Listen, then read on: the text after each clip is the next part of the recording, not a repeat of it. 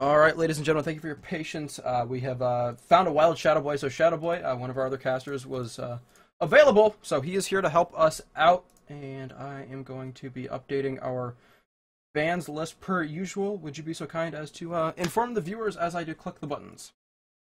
So the Papis went ahead and started off the bans with Ymir and Janus, Team Instinct electing to ban out Hell and Khepri, with the first pick from the Papis going over to Sun Wukong. No surprise there, he's been such a strong soul lane pick, especially with Bluestone. That probably will change soon with the upcoming patches, but Team Instinct now challenged to get 2 picks of their own to kind of counteract that, and they're going to lead off with Serqet. Maybe out in NA, he's a very popular pick.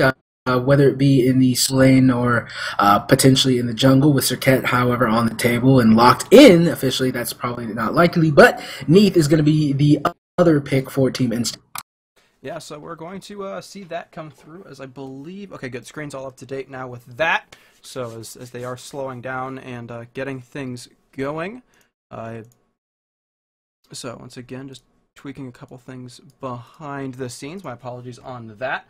But as we were saying, we just have the 1 pick, and now you mentioned Ao Kuang. Maybe Ao Kuang could get picked up. Athena going to be hovered. Nuwa going to get locked in first, though, so going to get her right in and underway. And then Athena gets picked as well. And now, WolfOfEloStreet's hovering Xingqian. If I remember correctly, he's banned. I mean, I'm pretty sure he is banned right now, so this just is going to be a hover over. But Sylvanus would be a very respectable support to pick up, especially with the next set of bans coming up. And so they might want to pick up a priority support for themselves instead of taking the chance of that being banned out. The Papis already have their support, so there's a lot of options for them to ban. But now that we're going through with that one, Team Instinct is going to elect to ban Freya.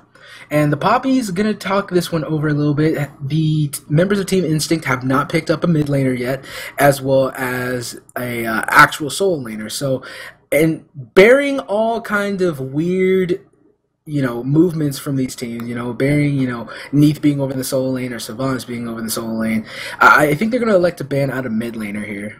Yeah, probably. And I was just reminded by the admins, yes, Xingqian and Zeus are banned. Don't let them get any funny ideas. So, fair enough. Now, we are going to see Rom getting banned out here, which I find interesting because the Papis don't have a hunter picked up yet. The Papis do not have a hunter picked up. We do see Moex having NEith as an option, and Freya was banned out by Team Instinct, which is I find interesting because the Papis played Rama so well last game and Team Instinct played Freya so well last game. It's kind of funny that they banned out their own character. Is that Freya in the wrong slot, as is that Rama? My apologies, everybody. The screen is wrong. I'm sorry. I mean, you think about it this way. If you can imagine how well you can play a certain character, you have to imagine that there are other people who can at least play somewhere near that effect, and you have to weigh out the options of, is that going to be very problematic for our own team? But I think that I like how the Papis is drafting their team composition right now. So they have Geb and Xbalanque highlighted, meaning that this Athena is actually going to be the jungler for the Papis, and that is going to bring a heavy front line, leaving a lot of room for Xbalanque to do whatever he needs to do on the backside, and it's also going to offer a lot of peel and CC to ensure that Serqet just doesn't freely damage Nuwa and Xbalanque. And I find it interesting also, though, because I was going to say it fills a lot of the same roles that his Thor did last game on Dheylo, who was their jungler, but at the same time, Thor is still available, so they could use him, but having this global Athena pressure as your jungler makes it just a little bit stronger in certain regards, so I like it. It's very good, and obviously for the same reasons that you said, of having 2 at least relatively tanky positions will be very good. And then okay, so Gamehunter locking in Thor means that we're either going to see a solo lane Thor or a solo lane Serqet. And Serqet does not fit his playstyle, even though we did see a successful Serqet earlier today in solo lane. Thor can actually be a very competent soul laner now.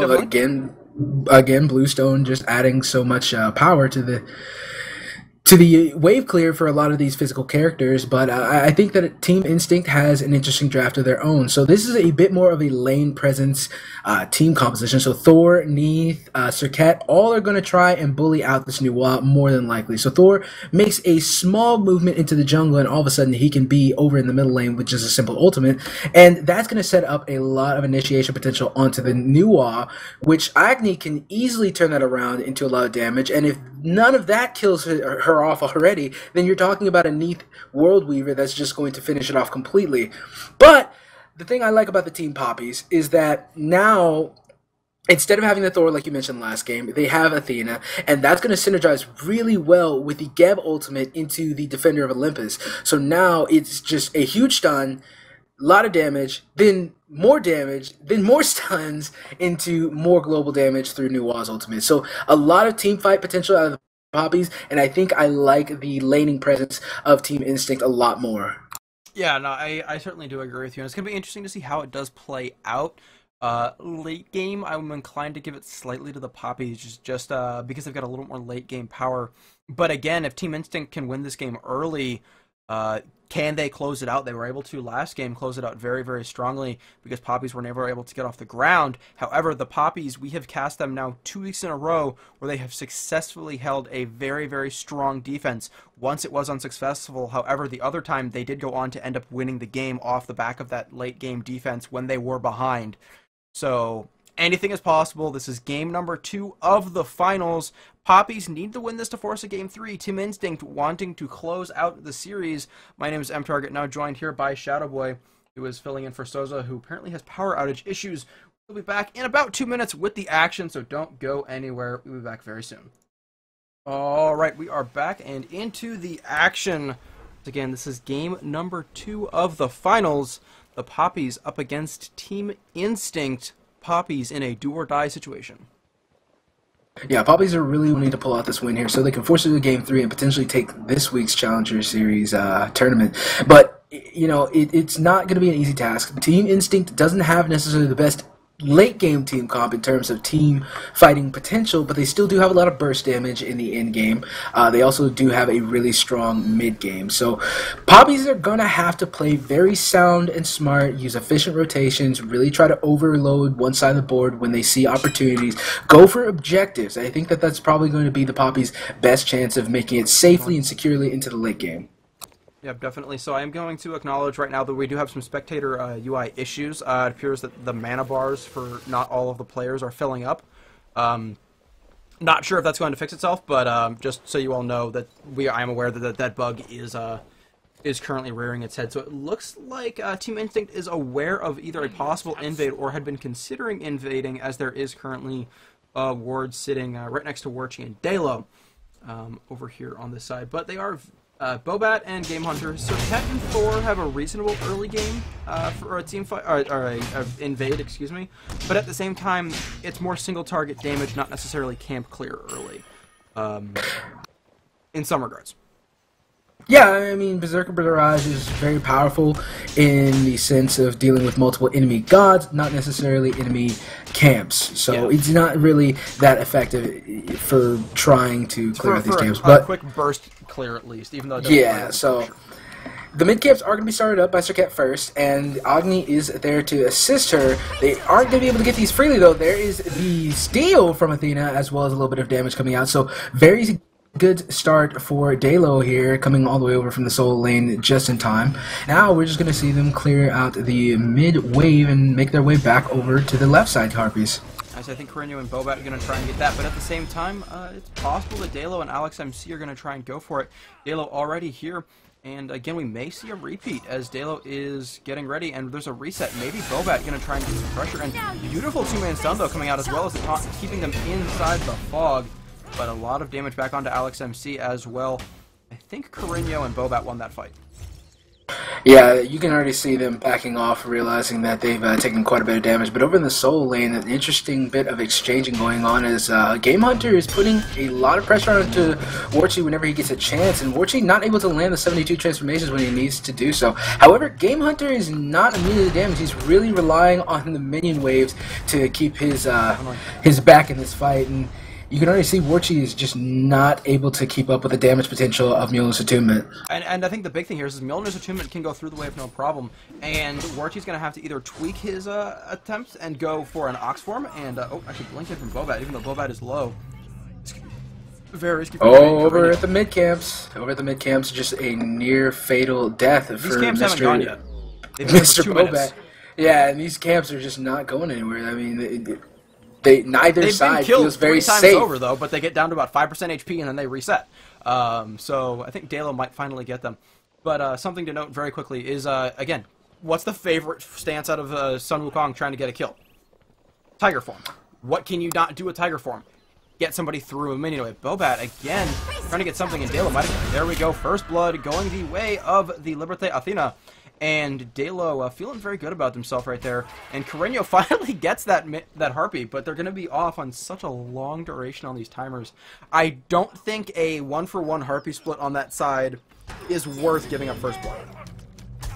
Over in the dual lane, it looks like Papis are not having a great time. In fact, they're actually being pushed under tower quite effectively, but that's just due to the fact that NEith plus Sylvanus is just such high wave clear, such high sustain potential, so it's always a risk, but is he going to go for the pull? Nope, not seeing any opportunity there. So they just back off and are more than likely going to elect to start positioning for this purple buff.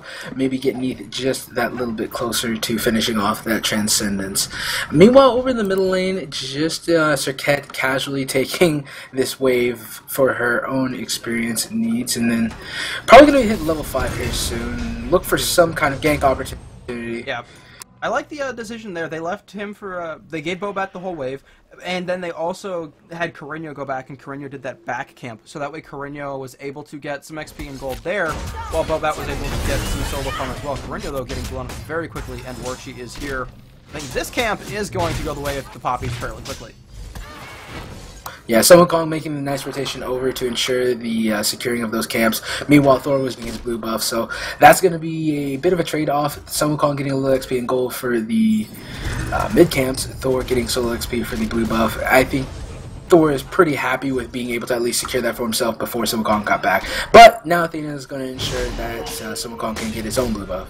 Yeah, no, definitely. And this is a point where I think we're going to see things slow down for a minute or two.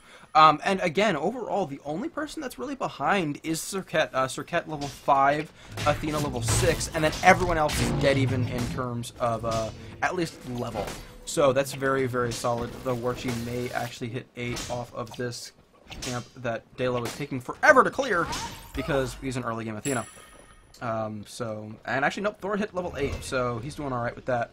So we're seeing an awkward situation where everybody's sort of standing off and everybody's uncomfortable because either their lane partner is in a slump or their opponent, and so you've got, for example, right now, Perilla's low on health, relatively, and is in an awkward position. Mox is taunting with his ultimate, saying, look, I know that if you get too close, I'm going to ult you, WolfOfEloStreet's going to pull you, and then you're going to die. And DavidArnaiz is hitting her like, what am I supposed to do? I'm a Geb. I don't have... Ooh, speaking of Geb.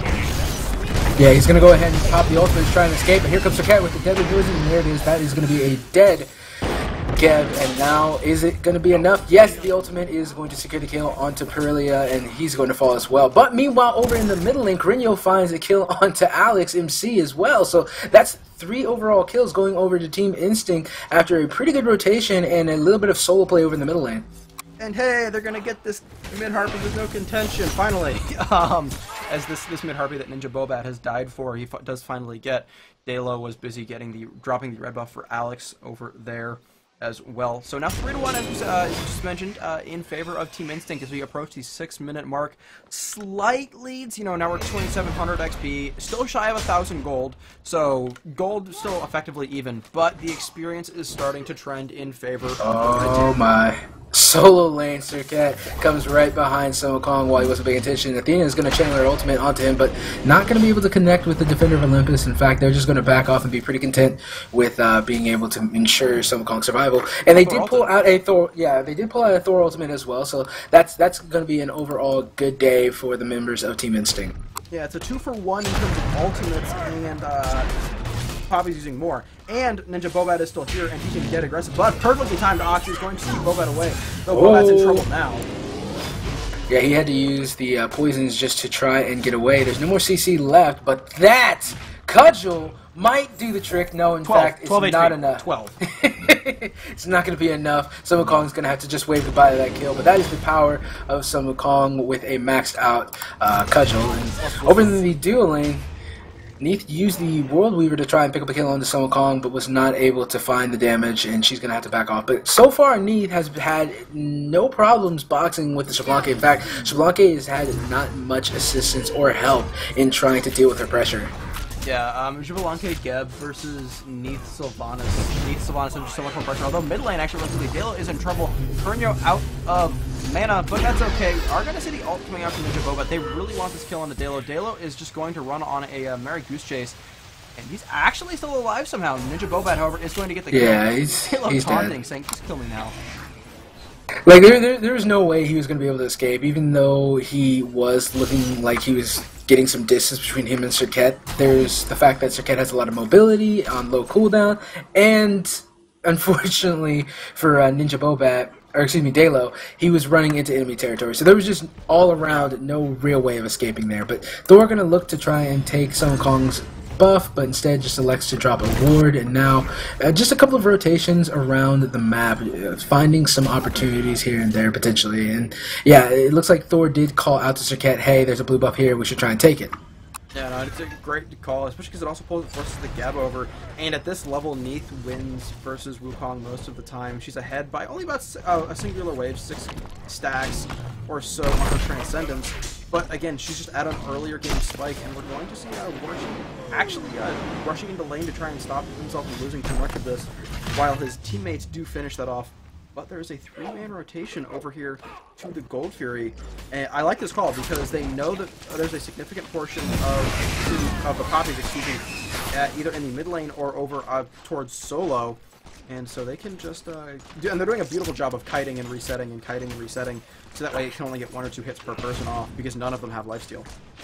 Yeah, and I think Xbalanque heard the Gold Fury being taken, and he knows it's happening, but there's not really much they can do about it, so they just had to go ahead, give that one up. But over in the middle lane, they're going to find a kill. Dheylo is going to find the damage onto NinjaBobat, and that's going to be a couple of kills for Athena now, too, in fact. She's starting to get into her really chunky items that allows her to still be a damage presence, but at the same time survive getting really up in the faces of the enemy team. Definitely, and also something important to note is that NinjaBobat thought that he could survive if he ulted. Not so much. So he over in the dual lane, there's going to be a little bit of boxing going on. Defender of Olympus comes down. NEith tries to go for the ultimate, and no, it's not going to be enough. Blocked by Athena, and Xbalanque is going to be awarded with a kill. That's going to be his first stack of the game, and it could spell for a nice set of plays that could come from the Papis if they can get him a couple more. Definitely, and also, you know, he got 5 stacks off of that kill for his Transcendence as well. So it's not just his passive stacking, but it helps him catch back up and get ahead. Of course, he's also going to get 4 stacks just from simply being around and not being dead. So that's good for him. So very good fight in favor of the Perilla, who was down a level behind Xbalanque, though he did obviously have some help there from Athena at the end. Yeah, Perilla is at 4.8k gold, whereas NEith is at 5.4, so that is also including that kill. So that's a huge difference in the ADCs, and any small amount helps. And one of the ways that you can kind of start to bring yourself back into it is using that Xbalanque ult whenever you can, whenever you think your teammates can find a kill off of it. But a teleport from Thor over into the middle lane to try and set up a kill opportunity onto this gap, but misses the stun wall, which could have set up a bit more. Does hit the double tap, but unfortunately not going to be enough to warrant a dive under tower. Yeah, definitely. And Warchi was thinking about going for that blue buff, placing a sentry ward right here, so he's going to see NinjaBobat and Gamehunter coming for him. Well, there's a full wave here to go for. And he knows that NinjaBobat is right here. You can see him now as well with his regular ward. NinjaBobat, however, is looking for that. Where are you going, Bobat? Oh, he's saving Korinyo. Okay, good call there by his team. Moax is going to finish off DavidArnaiz, and now the fight continues in the mid lane as they start. Agni looked for the damage, and unfortunately, he's not going to be awarded the kill. It's actually going to go over to NinjaBobat, who uses last breath on Athena. She's going to be able to walk away. However, Sun Wukong is looking for the damage and isn't going to be able to land it. Thor comes down as a safety measure and actually finds the stun wall, but I'm not sure if Wolf WolfOfEloStreet knew that he was safe, but he ended up turning around, and Moex finds a solo kill over in the 80s, or in the dual lane, but the fight still continues over in the middle lane as Athena finds a lot of damage. Serqet finds a jump out, and the stun comes out from Thor. They're looking for more, and oh, it's going to be a dead Agni here. Who is it going to go to? Oh! Yep, they're going to go ahead and give it to TheAlexMC, and he gets a triple kill. It's quite a few members low across the board. That was beautiful. That is 4 members dead on Team Instinct, and Gamehunter is low as well, so he needs to back. That was massive. I was expecting 1, maybe 2 kills there off of that ultimate from TheAlexMC, but I think it looked like wherever Serqet was, she was taking damage from something else, because it was dead, a beat, and then the third person died. So I'm guessing that because I didn't quite see where Serqet was. I think she was trying to take a camp. And that camp hit her when she was that low. So Gold Fury are going to come up in a little while, a little over a minute and a half, and they're going to be starting to posture around that, Team Instinct. So this game has went back and forth, but ultimately Team Instinct still a little bit in the lead in terms of gold, not so much so in terms of experience. They've only got a 2k experience lead, which is actually all to one person at this point, that being the NEith. So they still need to get something out of this Thor solo lane. He hasn't been involved in any kills or found any kills of his own, but he's been farming pretty effectively. So they're really going to start to look to Gamehunter to make some big plays later on in the game. Definitely, and I think Gamehunter's trying to play him like a warrior here, which is understandable. He scales relatively well in a tanky build if you build him that way. He just will be a little bit tankier than damagey, depending on exactly how you opt to build him. But he's matching Wukong. You know, he's ahead by 300 gold, which is nice. They're even in levels, which is also good. And if he can do exactly that and get, you know, some good CC out of his ultimate, then I think they'll be relatively happy with Gamehunter. Compared to something like, say, an Osiris, which would have almost guaranteed a win. Yeah, the one thing that Thor doesn't have that most bruisers do have is some kind of sustain. So you look at Hercules, it's mitigate wounds. You look at some Wukong, it's his ultimate. You look at Chalk, it's his rain dance. But Thor doesn't have that, so you can already start to see the effects here. As it looks like some Wukong tried to come in with Defender of Olympus with bird form, but unfortunately it got stunned out quickly. Yeah, it got stunned out quite quickly. Yeah, so I'm currently getting some information from the admins on results in terms of what we'll see for top 8. We'll talk about that after the game. We are seeing an invasion here over in the duo lane. We saw Moex and NinjaBobat working on that purple buff for a little bit and then deciding, you know what, actually we're going to push this power. And so this is very interesting. We've rarely seen this much aggression in the duo lane in Europe, but it's a lot. And they are, I mean, this is the first tower of the game, 15 minutes, and it's the duo lane tower, which is Gold Fury side, which is huge for Team Instinct's ability to apply pressure to the Gold Fury, while now it looks like the Papis are trying to collapse on mid lane. Yeah, but you look at ward coverage, and Papis are no slouch. There's the two-man Cataclysm coming out, and a knock-up from 3, but Sylvanus finds a 4-man ultimate with his teammates not able to really follow up, so it's kind of resulting in a sloppy team fight and only 1 kill so far going in favor of Team Instinct. Meanwhile, the rest of the members of Team Instinct are retreating as there's a couple of members way too low. Thor comes in with a lot of damage of his own, but is he going to be able to find anything else? Double tap isn't going to land, and there's the ultimate from NEith, not resulting in anything. Last breath is used. Dheylo is going to find a death over near the red buff, and now Team Instinct is looking to try and pick up a little bit more from that. Thor putting out some damage onto the last members remaining in the middle lane, Papis, and now they're surrounded. Are they going to get just completely bullied under their last tower, or under their tier 2 tower? Tier 2 tower. They're diving behind the lines, and I like this now. Moex is saying, yeah, I'm probably going to die here, but that's okay. My team's currently taking it. Actually, no, he's not going to die. He manages to get the double killer, finishing off TheAlexMC, but they're able to take the tier 1 tower in mid lane. They could have maybe taken the tier 2 if they were a little bit healthier, but I think the call, smartly so, is, you know what, let's go take the Gold Fury instead. Worth a little bit more right now, and that tier 2's not going anywhere just yet. I'm not sure if I necessarily like this Gold Fury call, as you can already see both the carries are dangerously low, and Sun Wukong has made his way over. Defender of Olympus is coming on top of that. The Gold Fury is still not leashed off yet. It has now been officially leased, but beads used to ensure that Taunt is not going to grab NinjaBobat's life, and so now the Papis not able to find any kills or the Gold Fury, but Team Instinct still walking away pretty victoriously after that last set of fights. Yeah, no, and you know, Team Instinct, yeah, they weren't able to get it, but at least they didn't give it up. You know, we saw 2 Gold Furies, or actually, we've seen 3 Gold Furies stolen over the last 2 games in very, very dramatic fashion. So I've really enjoyed it. Watching the outplay coming from the teams that are sneaking in and stealing it. Not so much enjoying the, oh no, that bad call outplay aspect as well. So it's a catch-22 as a captain. So now Sun Wukong up in the air to avoid being taken out by a few members of Team Instinct, and in fact, he's looking for a kill of his own. Last Whisper is used. Oh, but that's going to be a dead Serqet. No way of escaping that ultimate except for Aegis, and Gamehunter is forced to run away. So Papis finding a kill of their own after a rotation, but now is turning again. That's another kill for the Papis, but Team Instinct finding one of their own with the assistance of Agni and Sylvanus, and they're going to start to make their way back over to the middle lane duo, finding a opportunity onto NEith, who is dangerously low. Defender of Olympus was used, but there's not enough distance closing to be able to hold on. Wait a minute, there might be. Is the knockup available from Geb? Can he slow her down? He is going to use the dash, and the root is going to ensure that NEith can get away potentially, but they're still chasing quite hard. Backroom is used, a couple of members come in for backup, and no kill is going to be achieved by the Papis onto this NEith. No, that was huge, and using her weave there, her unravel, excuse me, onto those 3 back harpies is huge, because that was not only a heal from each of them, but also because there was an opponent standing inside of that, it counted as a the harpies were available to be attacked, meaning that it counted as lifesteal as well. So she was able to heal from about a quarter to just over half, like that, and because of that little bit, I think he felt a little more confident and didn't just throw himself into a Phoenix or something, but instead kited out to find his teammates.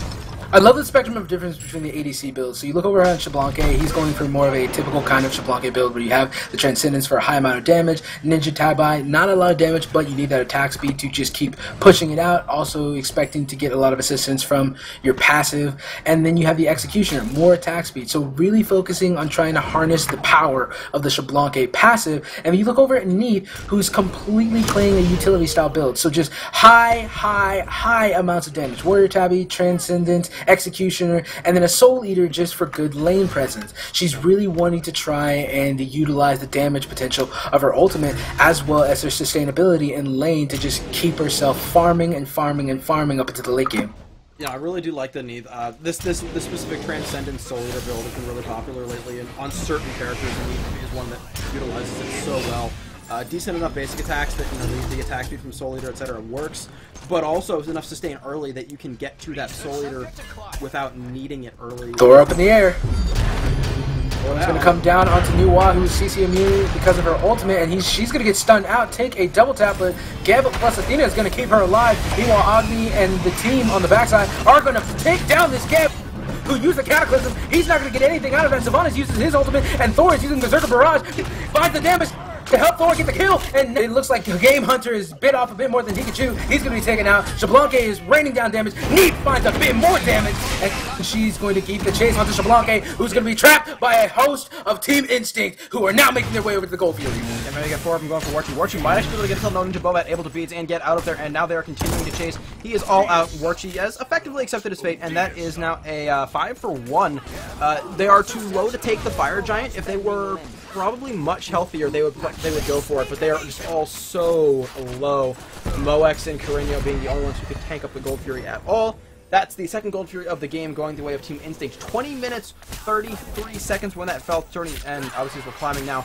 5,600 gold in their favor, 12,000 experience. Team Instinct starting to run away with this. So this is what I was talking about in the early game. Papis are not going to be able to just box them out in this section of the game. That 15 to 25 minute of the game, they're not going to be able to box them as effectively as they would like to. There's just too much damage coming in from different sources. You have to play towards the late game. Papis have not been playing objective controlling games so far. They only have one tower down on the entire map for their team, and I believe they've only taken one Gold Fury for themselves, if I'm correct. So none. Today, both Gold Furies have gone the way of Team Instinct. So none. None. They took one. That's right. They were trying. Yes. Yeah, they were trying to take one this game. They weren't able to complete it because of a Sun Wukong coming in. Or excuse me, no, not Sun. Yeah, Sun Wukong. Well, Wukong came in and interrupted it, and then it fell apart. So we're actually going to see Engage here coming out. They're going to WolfOfEloStreet. Trying to get out though. We are beautiful two-man cataclysm, but that Wrath of Terror hitting just afterwards is going to be more damage. Now we're going to see Athena coming in on top side looking for it, and Dheylo's going to finish off the killer on NinjaBobat. And they are continuing to chase, but they are a little bit disorganized on who's exactly they're going to. Dheylo in tons of trouble. They're going to throw off his ammo gun coming down. Korinyo is going to finish him off. And now they are looking at Warchi. But Warchi does have friends to back him up. Yeah, I really like how Gamehunter's been using his ultimates throughout this game. It's been more so of a finishing move rather than an initiation tool. Now, sometimes it has been an initiation tool and he's done fantastically with it, but a lot of times we're just seeing him bring the final dunk down on somebody else. But there's the pull from Sylvanus, catching only the Geb. Not the ideal target, but it doesn't look like it matters as they're able to pour out a lot of damage. Gamehunter finishing off the kill with the Mule's Attunement, and now they're looking at this last remaining tower in the middle lane, and do they have the potential to siege it down? I don't think so. There's no way the three members of the Papis who are available, or up in general, are healthy enough that it's going to be very hard to do it. They can poke out quite nicely.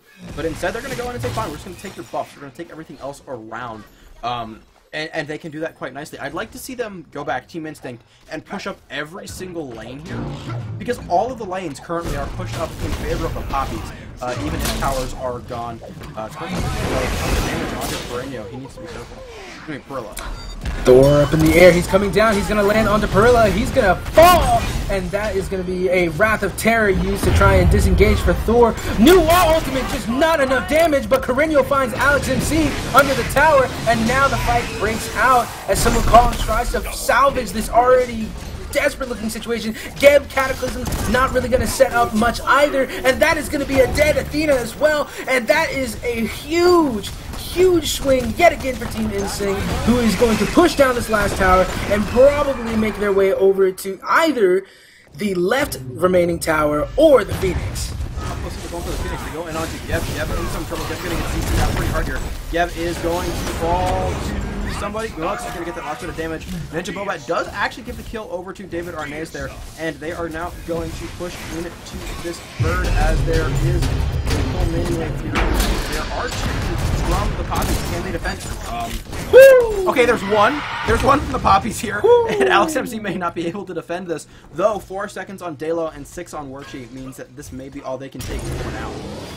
But that's still a huge take for them. I mean, you know, you take the middle Phoenix, you've now put a permanent defender on the middle lane. You've put somebody who has to pay attention to the fire creep waves. Now, of course, the Papis are going to push up the lane with a combined effort. That way they have time to defend the Fire Giant or the Golfier or any other objective that might be pushed by Team Instinct. But unfortunately, they're going to have to concede certain ones. That last remaining straggling tier 1 tower on the soul lane side, they're gonna have to give that one up, but it looks like Thor might have to give up his life, but nope, he's actually gonna be able to make it out with his ultimate, gets away to safety, and is just gonna back. Yeah, Thor able to back quite nicely, and he's doing alright here. So I mean, we're 26-12, huge lead in favor of Team Instinct, and Papis going for a desperation Fire Giant here. They don't have enough vision to see that all of Team Instinct is now available, and they are looking for something. He is in a bit of a pickle as he is trying to 1v3 and just had to burn his ultimate to get disengaged. Yeah, the unfortunate thing there is that they don't have necessarily enough presence. They were looking to try and bait out a fight there, and they just didn't have enough presence to necessarily win that one, so they backed off, not necessarily knowing what the odds of them winning with the Fire Giant attacking them were. So they let that one go. Wukong TPs over to NEith to stop her from taking this last remaining tower on the left side of the map, and with 3 people, maybe even 4 all the way... Yeah, all the way over on the left side of the map. That makes a free Gold Fury for Team Instinct. New Wall using the ultimate. They can see it, and they can't do anything about it. The Team Instinct doesn't care. The Papis are going for... Papis are like, okay, well, let's go kill her. Papis should really, right now, not be trying to contest this. Maybe Dheylo. They should be trying to take Gold Fury right now. Gold Fury is available. Fire Giant's down. Now Dheylo's dead. And Team Instinct can go for more off the back of this. Dheylo a little bit tankier than I expected. A good 3-man stun though, but Wrath of Terra followed by the pull, but beads are there as well. Titan, beautiful 3-man Cataclysm. Thor dunk down on top of AlexMC. Can't quite seem to find him. There we go. Now he is dead. He does fall. We do see 2 members of the Papis pushing off on the solo lane. Base race! But they can't base race this. They can try, but they're not going to. They're trying, as we see 4 members, the Fire Giant of Team Instinct, pushing their way down the middle lane. Fire Creeps already starting to proc their way into the base. They still want to go for this, and Xbalanque is still pushing. A lot of damage going onto the Titan. Only a Dev and some Wukong to defend it. Xbalanque makes his way back, so no longer a base race. Now it's just a base defense, as the rest of the members of Papis are trying to salvage this game in whatever way they can. But Xbalanque is not going to be there with him for the ride very long. If he doesn't get out of there, he is able to make it to the well. That's a knockup from some Wukong. He's trying to set up some kind of team fight potential, but there's no burst damage to go with it, and the rest of the members of Team Instinct are saying, we'll come back another time. Indeed they are. Wukong, they're getting deep Warchi in some trouble. Here comes the Athena ultimate as well, and so they are going to see a bit of back off the Instinct. However, actually now it's Korinyo diving in hard. Good. Wrath of Terra on 2-3, and now Thor. This is a concern. This is 4. Oh, my apologies. And now we're going to see Warchi going on to Korinyo. I don't care. They take a little bit, but I am still way too powerful. Gamehunter is going to finish off AlexMC, and now they may be looking to try and break the base once again. They see Warchi off on his lonesome. That's all alone. I did hear. There we go. That is going to be the Serqet ultimate. Gamehunter going to finish off Perilla, though, and the Order Titan has regenerated back to full health, currently sitting at 12,000. I'd like to see them try and clear out some more towers before diving into this, but I don't think Team Instinct can. Oh, the grouping! Cataclysm comes out, not enough to stop this team. Team Instinct is able to find all the members of the Papis, and they're going to be able to find this Titan. That's going to be the win. That's going to be the tournament. That's going to be the ultimate challenger game for Team Instinct. That was a beautiful fight. I was worried. I thought that they didn't have the damage. The Papis were too tanky. The Titan was too tanky. But apparently I was wrong, and I'm okay with that. You know, it's nice to be wrong from time to time. Beautiful fight there. Tons of damage coming out late game from Team Instinct. You know, a little bit more than I maybe expected. Though at the same time, they never really made it to true, you know, 6-slot late game. Though Smite rarely does these days. So they were able to take it while they were still ahead. Level 20 across the board, except for their support at 18. Once again, everyone pretty much higher on Team Instinct. We saw 120 on Warchi and a level 18 on Perilla. Beyond that, everyone was lower than WolfOfEloStreet on the Papis. So the Papis had a hard time making it all the way into late game, getting beaten up pretty hard there. But GG, Papis take second place. So really quickly though, we do have again, if Instinct wins, which they just did, Moxies. Now this is the top 8 teams in overall points from the first 2 weeks.